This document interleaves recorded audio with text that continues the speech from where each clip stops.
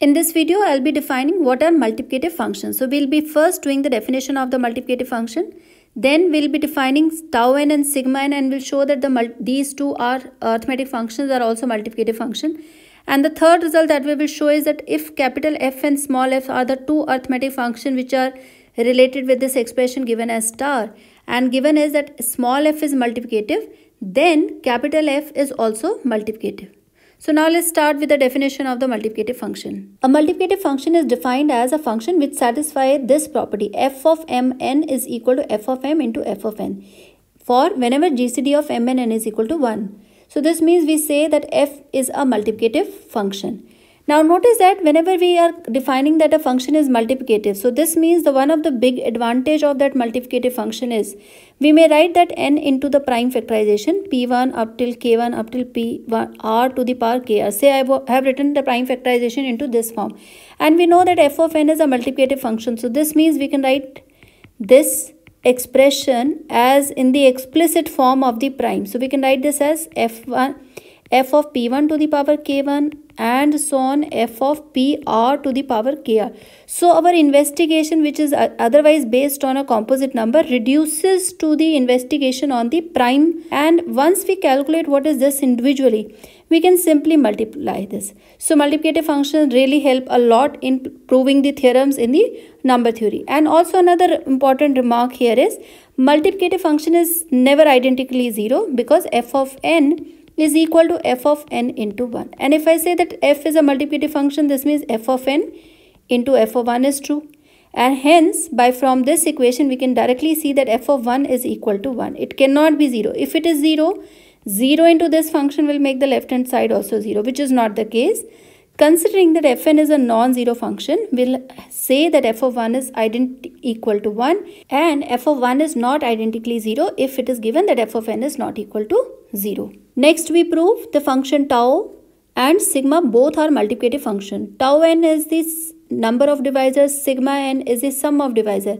And let's now what we want to show. We want to show for the multiplicative function tau of m of n is equal to tau m into tau n whenever the GCD of m and n is equal to 1. Similarly, I want to show sigma of m of n is equal to sigma m into sigma n whenever the GCD of m and n is equal to 1. Now let's prove the first case.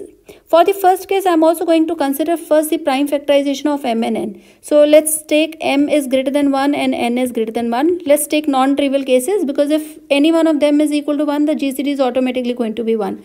So considering the non-trivial cases, m is greater than 1, n is greater than 1, and I'm also going to take the prime factorization of m. Let's say this is the prime factorization of m, and let's say n has this as the prime factorization. We must need to take distinct prime, because we have already said that the GCD of m and n is equal to 1. So this means m, and whenever I take the product of this, so all primes will come because they are distinct primes.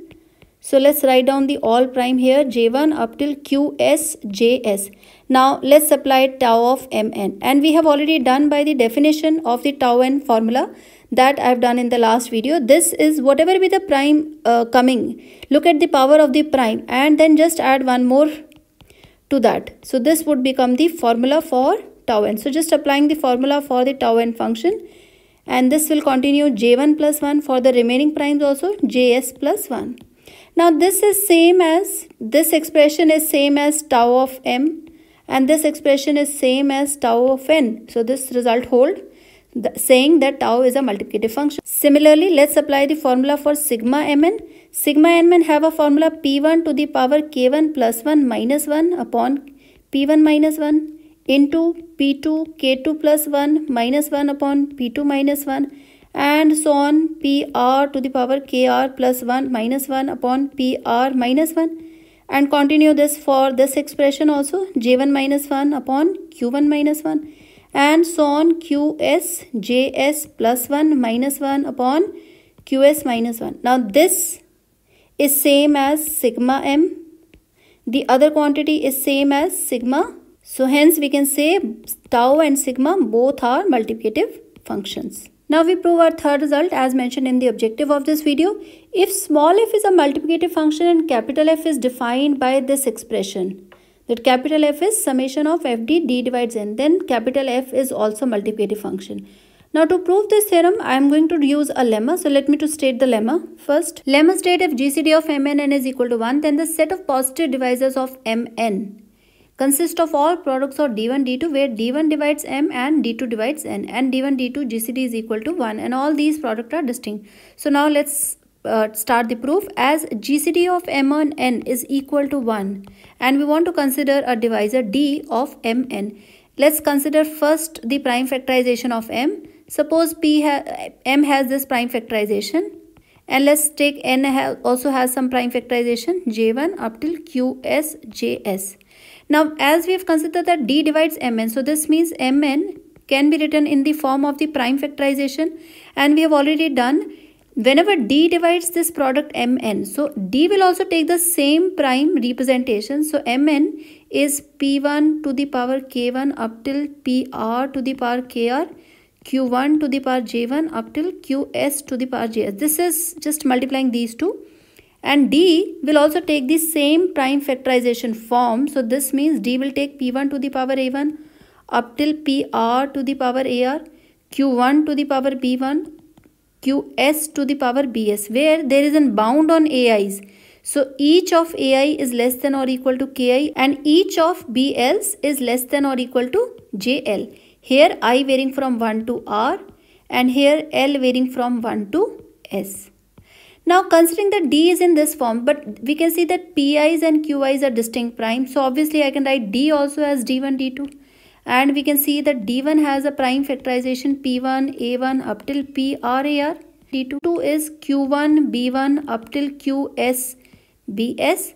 And from here we can see that d1 divides m and d2 divides n. And by looking at the prime factorization, one can say that d1 and d2 GCD is equal to 1. So that proves our result that whenever we have m and n which is equal to 1, the GCD is equal to 1, then any divisor of mn will also have a prime factorization in the form d1, d2 whose GCD is further equal to 1. So now I am going to use this lemma to prove this theorem. Now let's prove this theorem. Now what we want to prove is, we want to prove that f of mn, this is multiplicative. So this means f of mn should be equal to f of m into f of n whenever GCD of m and n this is equal to 1. This is what we wish to prove. And let's write down now the definition of fm. This is given as, what is given to us is fn. This is written as summation f of d divides n. Now by just looking at this expression, let's convert this. Inside we have mn now. So this is summation d divides mn f of d. And we have seen that whenever d is a divisor of mn and whenever mn is equal to 1, so this can be written as d1 also have a expression d1 d2, mn f of d1 d2. And we have seen that the GCD of d1 d2 is 1. So there is a prime, there is a divisor d that divides m, and there is a divisor d2 that divides n. F is already multiplicative, small f is given to be multiplicative. We want to prove capital F to be multiplicative. Since small f is multiplicative, so I can write this as f of d1 into f of d2. And this expression can be written only when the d1 d2 GCD is 1, because we are trying to split this term d1 d2. And we have just seen from the previous last lemma that d1 d2 GCD is 1. So I can split this expression. This is same as summation d1 into m. Now this sum runs over d2.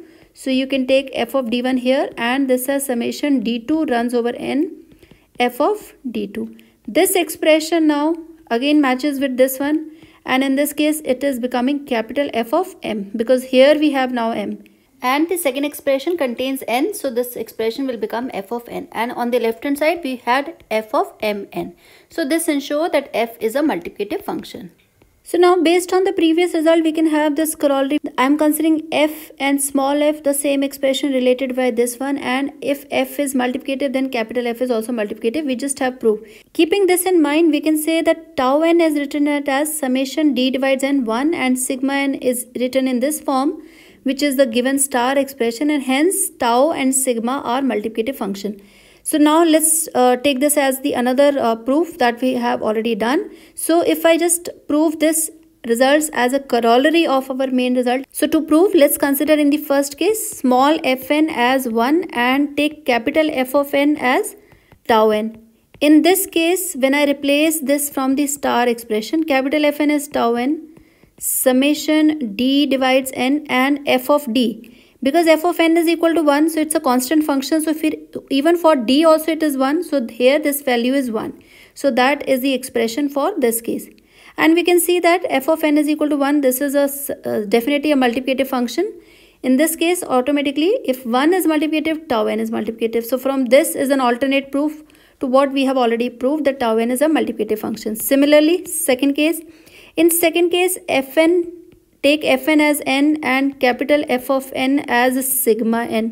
Both are arithmetic function. Now you can see nm. If here you have n, so this means mn is same as m into n. So obviously if mn and gcd is equal to 1, this expression is same as this expression. So directly using this one, sigma n is equal to summation d divides n, and inside this will become d, as fn is equal to n, and whenever I will have here fd, this will automatically becomes d. So if I say d is multiplicative, so accordingly, so sigma n is also a multiplicative function. So this gives an alternate proof of proving that tau and sigma are multiplicative function, and hence we complete the objectives of this session.